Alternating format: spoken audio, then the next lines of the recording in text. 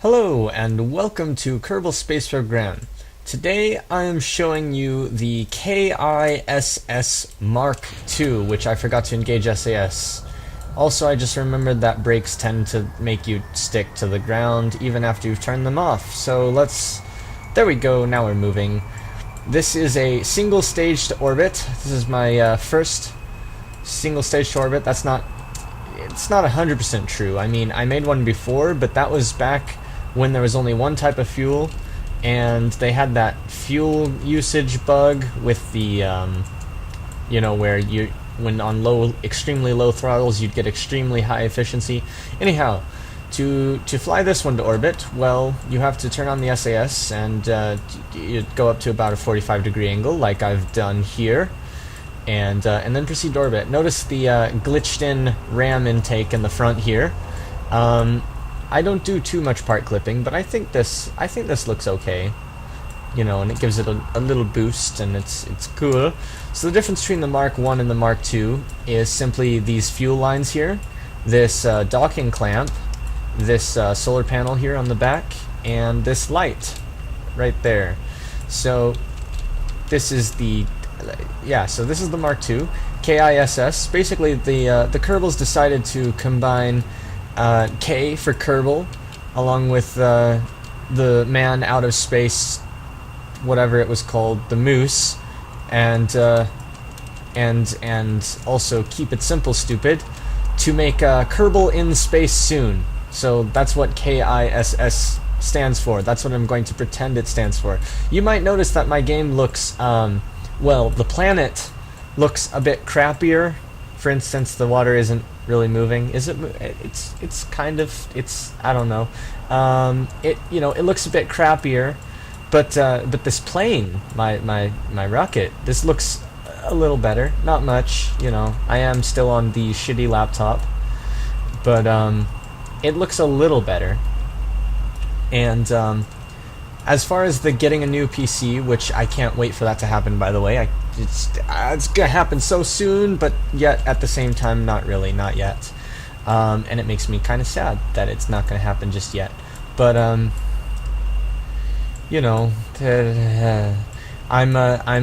shopping around. I'm gonna be smart about it. I'm going to learn more about computers than I already know, which turns out I don't know a lot. I thought I knew a lot, but I don't know a lot. So I'm learning, and I'm in the process of picking out parts, and once I pick out all the parts, I'll look at what I got, and I'll ask my friends if they think it's a good idea, and then they'll go, "You're stupid," and then I'll go build a new computer, get a parts list for a new one, and then they'll be like, "You're still stupid," and then finally someone will be like, "Here, buy this," and then I'll be like, "Okay." Yeah, that's basically how I'm assuming it will go. Of course, on the other hand, it could turn out that I am suddenly smart about this kind of stuff. I don't know. We'll see. I just have what my friends tell me to go on. Ooh, look at the pretty. It's a pretty nose on a pretty plane. And so this craft is, of course, as I said, it's an SSTO. It is also capable of an orbit.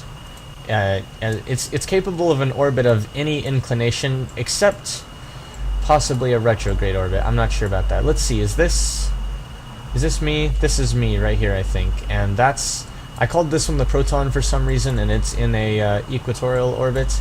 And just now I thought I was going to show you the one that I had in a polar orbit, but I remembered that I deorbited it after one orbit, and I landed it on an island and then ended the flight. I wanted to test cross-range capability. In fact, I think I deorbited it near where I am now, kind of, like on the planets, a little to the left maybe, but I landed it on this island over here, towards the left of the screen right now. I landed it there. Yeah, this thing has a bit of... It keeps some of its fuel when you come down from re-entry. Even if you burn all the oxidizer, which you shouldn't do, by the way, even if you do that, it does keep quite a bit of fuel on board. So, that's cool. I still have to test it a little more, its capability. It's able to go into low Kerbin orbit just above the atmosphere, like this one, the Proton over here. It's also able to go up to a 100-kilometer orbit. I've done that. It's able to go into a polar orbit. I did that. Could have done a better job at that, but I kind of, didn't. See, there's probably some other stuff I could mention that I just haven't thought to mention. But, as you can see, we're getting a bit higher in the atmosphere, a bit thinner air, so it's starting to speed up. We're also starting to lose our air a bit. But, you keep it up. You keep it pretty close. You keep it around 45 degrees until you start getting into this thinner air. When you start to see your intake air drop below 0.20, start to lower the nose a little, and just basically to keep us having power. Action Group 1 turns off the atmospheric engine as well as the intakes, closes all the intakes, and Action Group 2 cycles the rocket engines. So those are the two buttons you need to know after you're done staging. Because basically what I do is I stage to activate the main engine, and then I stage again and hit 1 to deactivate the main engine and activate the rockets. And you probably just heard a car outside, and yeah. Also, I'm transferring the fuel here. That is the one thing you have to do manually, is transfer fuel from this rear tank into the center tank, because that way you have that fuel available to your rocket engines once you activate them. And so yeah, there's that. I need to pull up actually a little bit because we're about to level out there and we need to go higher still. Of course we need to go higher. We're going to orbit. But as you can see, this thing does get going pretty fast in the atmosphere before you leave the atmosphere, before you run out of air. Something else I should probably mention that I can't think of, but so I'm not going to worry about it. I think today, to show off its capabilities, I'm going to get into a 100-kilometer orbit, maybe. I don't know. Maybe I will, maybe I won't. Maybe I'll try to do something ridiculous, like go for a 200-kilometer orbit. I don't know if it can do that. I haven't done that much testing with it. All I know is I like it. It gets a single Kerbal into space pretty quickly, and I'd like to get, what do you call it? I'd like to build another station in 0.19, or take the station I already have. Well, I don't know. I don't quite know what I'm going to do in 0.19 yet, which is kind of funny. Normally I'm like, yes, new version, woohoo! But this time, there wasn't all that much change, and so I don't quite know what I'm doing. So, for today anyhow, I'm going to just take this plane up into space. Oh, hey, we're getting re-entry effects. I'm going fast enough for re-entry effects. That's kind of funny, because normally I don't do that with this plane. I fly it up without getting those. I don't know, should I? Let's burn a little more fuel. As long as it'll last, I'll keep it burning. But basically, when that engine flames out is when I activate the rockets and turn it off and everything. Because that actually works surprisingly well as a way to tell whether or not you need to turn off the engine. Is just wait for it to turn itself off. Yeah, because that's how it works, right, kiddies? Come on, burn out soon. Burn out! Burn out! Come on. Any moment now. Any moment now. Just watching that gauge go down, and it's not burning out, and I'm kind of like, oh, there we go. Alright, so we have... Okay, we don't need that fuel transfer anymore, but as you can see, we have turned off that. These are closed. Now we tilt back up to 45 degrees. As you can see, we do lose some orbital speed, or surface speed actually, since it's still displaying in surface speed. I wonder if... Well, yeah, so I'm going to go ahead and put that in orbital since it'll show me orbital. And you keep it at 45 degrees. Eventually you stop losing speed, you start gaining speed. And you're of course going to be going up out of the atmosphere. And it makes that beautiful noise. Just listen to that noise. That is the noise of death coming to kill you. See, yeah, that is the noise of death. Death coming for you. That is what that noise is. Death coming for you. What are we at? 31 kilometers. Supposed to get to 33 kilometers. Go up more. Ah, this is beautiful. I love this. I love this design. This is my favorite SSTO so far. I mean, I might be a little biased because it's my own, but you know, I probably am quite a bit biased because it's my own, but I really love this SSTO. So, yeah, SSTO. There's something else I was going to talk about, I'm pretty sure, but as usual, I have forgotten it in my haste to keep track of whether I'm actually going to orbit the right way or not. I'm going to actually turn down the throttle now to see, that's still getting away from me. It's more efficient to stay near apoapsis, so I'm turning down my throttle a little bit so that my apoapsis doesn't escape from me. As you can see, it's now slowly coming back towards me, very slowly.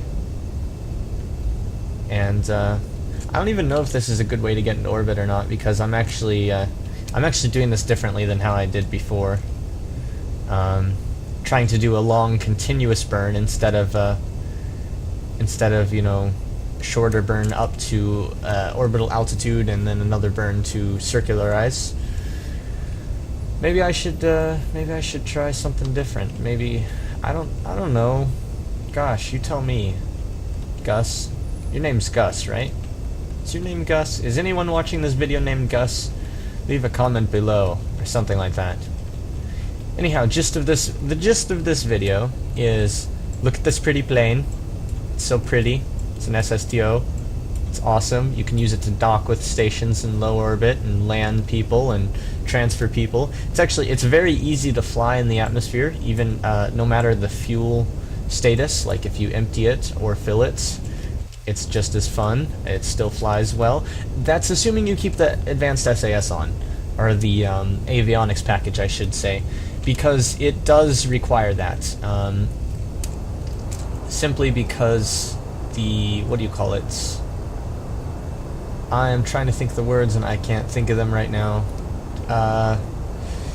The design is agile and not very stable.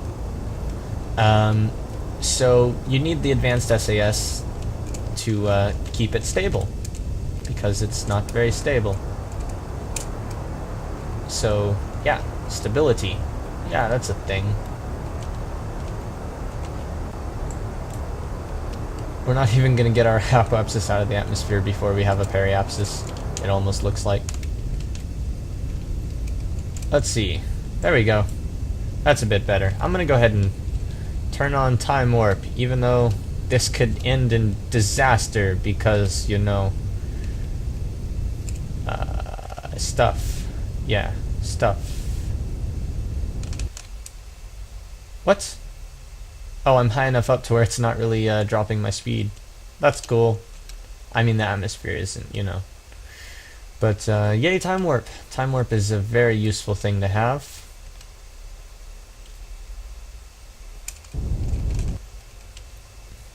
Don't need that much more velocity to get into orbit, so I'm kind of just chilling out. See, I mean, there we go, we have a periapsis.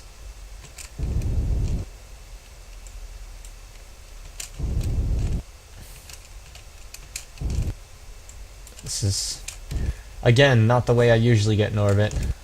Normally I'm more careful and I don't time warp as much, but today I just didn't feel like paying attention to that kind of stuff. Ooh, 70, 73. Let's go ahead and let's see. We're above the atmosphere now, so I can time warp this way. Non-physics. Oh, okay. There we go. There we go. We have a less circular or more circular, I'm not really sure, I don't really care, but we're in an orbit and it's at nighttime. So let's turn on the lights to show you the beautiful lightness, except this light doesn't actually light up the ship at all. It only lights up in the direction of the docking port, so you could, like, you know, whatever you're docking to. Also, we have lights on the gear bays, as you may or may not know. That, interesting. And, ooh, I never noticed that before. There's a little green light there that turns yellow when you put the lights away. That's cool. That is cool. I never noticed that before. Seriously, that is so awesome. Let's go ahead and turn those off because there is no need to waste power. Philibus is freaking the frack out. So to help him feel better, we're gonna deorbit. No, wait. Yes? No. Maybe. I don't know. Should I deorbit here? Yeah, let's deorbit here. Let's turn it around. It also, something I forgot to mention, it does have RCS on board. And we have these little thrusters here on the side. You can see, so basically, this one will allow you to translate up and down and move forward and backwards. These ones will allow you to translate left and right a little bit. And the idea is, it's not, you know, and also something I should mention, don't rely on the RCS too much because they aren't perfectly balanced. For one thing, it would actually be impossible to perfectly balance them, but yeah, they're not perfectly balanced. So don't use them. That's the first thing. And the second thing is probably important, but I forgot what it was, so we're not going to worry about it. Don't use them too much because they're not designed to be used too much. Yeah, that's basically it. Also, I'm going to flip over because we're re-entering the atmosphere, and it's usually a good idea to be have your plane pointing the right way when you're re-entering the atmosphere. You know what I mean? Just, it usually helps if you're pointing the right way. So here we are. Time warping, maximum physical time warp. Of course, it's not actually time warping the fastest it could because my computer can't handle it. So you see the little red timer that's now flashing to yellow and then back to red, and now it's flashing a bit because I'm looking up at the sky instead of at the planet, but not that much anymore. But yeah, stuff. See. Oh yes, and for re-entry, something I forgot to mention. Okay, hit 2 to disable those engines, 1 to activate the main engine and open your intakes, and then transfer your fuel into the center tank, or at least your liquid fuel, that is, because your liquid fuel, you know, might be useful for, I don't know, flying your plane. Whoops, I didn't do that right. There we go. Out. So there you go. So now we have more liquid fuel in the center. So we actually have quite a bit of excess fuel this time around, as you can see. So we could actually fly this for a little while. So that's what I was talking about earlier. It has cross-range capabilities. And of course, I'm not actually going to turn on the engine. Hey, that's the island we landed on before, I think, to the side of us right now. I don't know. Maybe it is, maybe it isn't. No, it isn't. I'm dumb. I am dumb. Anyhow, here we are, coming down. We still have a periapsis, just barely. That's kind of funny. It's gonna go away in 3, 2, 1, gone. And looks like we're gonna be landing on the land here. Ooh, we're gonna land near that thing, possibly. I don't know. It depends how quickly we can come down. We're not coming down that quickly. Nope. Yeah, we are. Cause look at the line that's being drawn into the planet. It's going down quite a bit. We'll start to see re-entry effects around 20 kilometers, I want to say. 26, 28 kilometers maybe? I don't know. The thing is, I'm doing a shallow re-entry, so there aren't going to be as many effects, and there they are, at 29 kilometers, possibly starting at 30, and I just didn't even notice because I wasn't paying attention. But, yeah, now you can see the beautiful, beautiful burny-uppy bits. So let's take some time to observe beautiful burny uppies. Let's actually like tilt this up like you actually would. There you go. You know, gotta tilt it up when you're burning into the atmosphere, right? You're not supposed to tilt it down. You're supposed to be like you're braking, like you're pretty much against the airflow, like. That looks pretty cool. That looks cool. We're also above that the rim of that crater / lake thing, as you can see. And like I said, this thing does have quite a bit of fuel, and if I look at this, we are actually low enough in the atmosphere we could start using our engine to provide thrust. You see I just turned it on, gave it the tiniest bit of thrust. I'm actually going to turn that back off now. And we're starting to we're starting to stop burning now. As you can see, the re-entry effects just went away entirely. Yeah, see, we're not burning anymore. Not even burning. And what was the button I was looking for? I was looking for this one, so I can see where we're actually going. And now I'm trying to remember how easily you can land this thing without power, if you can land it without power. One of the good things about it is that it has a lot of excess power. I mean, excess fuel when you're coming in for re-entry, allowing you to go the distance if you re-enter too soon to go to the runway, or too far to the left or the right, or you know, whatever incident may befall you when re-entering the atmosphere. This craft makes me forget my words. It has the fuel, so it has great cross-range capabilities. I think that's what they call that. That better be what they call that. However, because of that, every time I've landed it with the engine running. So I don't remember. It's not I don't remember. It's I don't know if you can land it without engine power. So I guess they're gonna test that today. And if I suddenly freak out and turn on the engine, well, you know why. Okay, for added suspense, let's land it from this view. No, I'm just kidding. You can't actually. There aren't even. If you look in this cockpit, there aren't even instruments. Like, look at this. How am I supposed to fly this? I know this is like a placeholder thing, but I mean, at least give me the instrument panel from the Mark 1. Oh god. Oh god. Oh god. We're gonna crash right now. Well, yeah. If only I hadn't let myself get distracted by how that Mark 1, that pod should at least have some instruments in it, even if it's not finished. Also, I'm really sorry for the screen tearing. Oh, I hate this computer. Also, we would have been fine if I had remembered that there was a mountain there. You know? I kind of forgot that we were landing on a mountain and not in the ocean, so it's like 3 kilometers versus, 0. So, we would have been fine, but then, the pilot fucked up. And I could have turned off the SAS to try to use that, but the ship does not like when you do that. So anyhow, I'm going to land one to show you it landing, or take off with another one and try and show you it with so I decided to just restart the flight that other one was in, and I'm going to hit space, deactivate the engines, space, activate these engines, and we're going to take off under rocket power, so we're going to use up all of our rocket fuel really fast, and then I'm going to fly this with regular fuel, and I forgot to turn on the SAS. Oh god, we're doomed now. Yeah, this is why I said not to use the, why to use the advanced shit.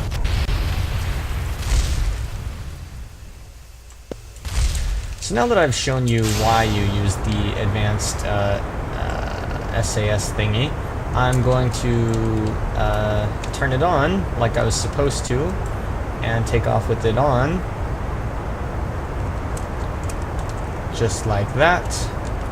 Yay, rocket power. Woo! And so yeah, we're gonna burn up the majority of these fuels. The majority of these fuels. What? Oh, turns out it will drain liquid fuel from that tank first anyhow. So what I was saying earlier about you having to manually transfer the fuel, turns out that's wrong. You don't have to do that. So yeah, good to know. Good to know. Okay, that's about to run out, and then it'll switch to this one. Yes, there we go. It's starting to drain, and then it's going to run out of oxidizer. Yes, lovely, brilliant, etc. Let's make this unstable. Unstable as fuck. Woohoo, instability. Woo! Yeah. Make it unstable. Woo! Don't you love instability? Instability, unstability. Instability, instability, unstability, unsta-legitimacy. What? I just remembered that because we don't have the this is gonna end badly. Well, it's not gonna end badly because I'm gonna fix it, but it's going to momentarily look kind of bad. Basically, I'm just gonna burn away all the oxidizer, leaving us with 150 units of liquid fuel in a moment or two. Let's go ahead and activate that engine, which will of course immediately spark out because it doesn't have fuel. And engine cut off. And now I'm transferring fuel out of this tank on the side, and that's going to make us a bit unbalanced. As you can see, it is turning. It is turning to the side because it is unbalanced, because it doesn't know what the fuck balance is. Also, I need to turn off those engines, which I forgot to do, so they just drained a good portion of my fuel. Just gone, because those engines will burn fuel and not provide any thrust if they don't have oxidizer. Now that we're on this engine, I will turn off the SAS to show you how unstable it gets without... Okay. Yeah, it's unstable.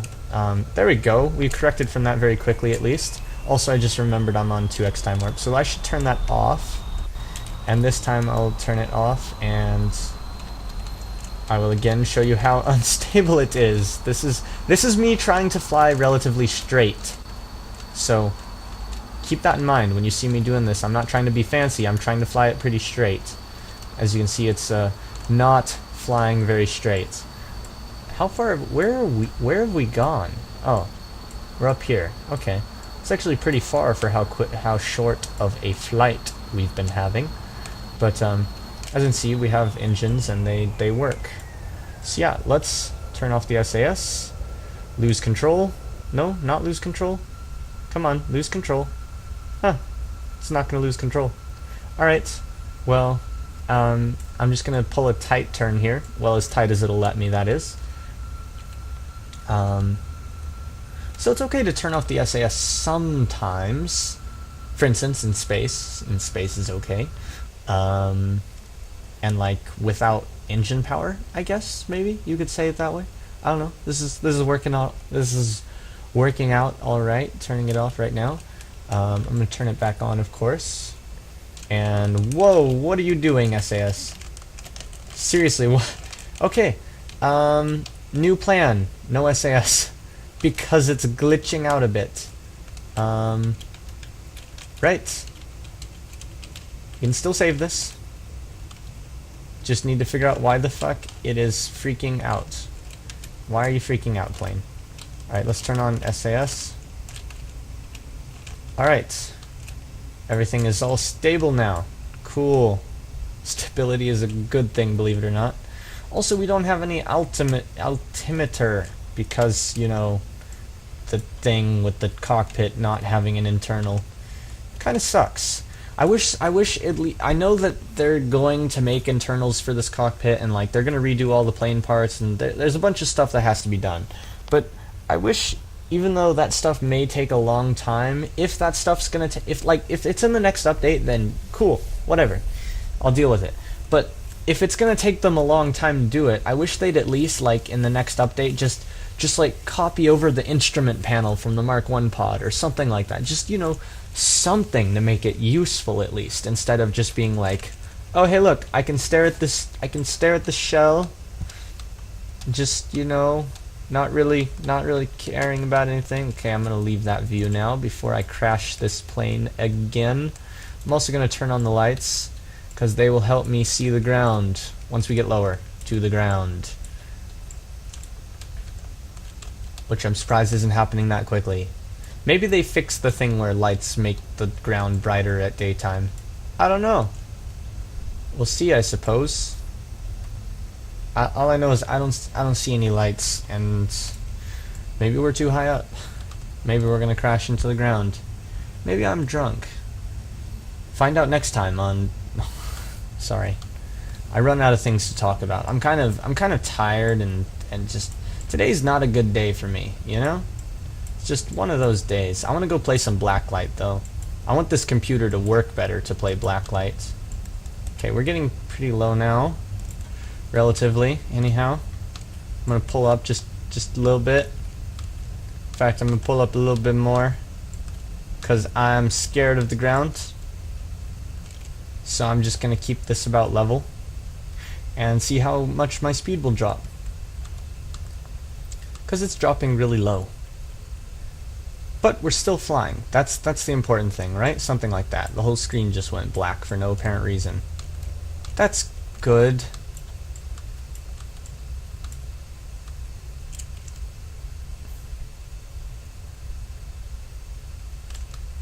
It's times like this you should like put on music or something while I'm playing. I don't know. I'm not you. What do you like to do? Oh hey, there's the ground. Hi ground. You have light on you. Hello ground. Ooh, that looks shitty. That is so pretty. So shittily prettily.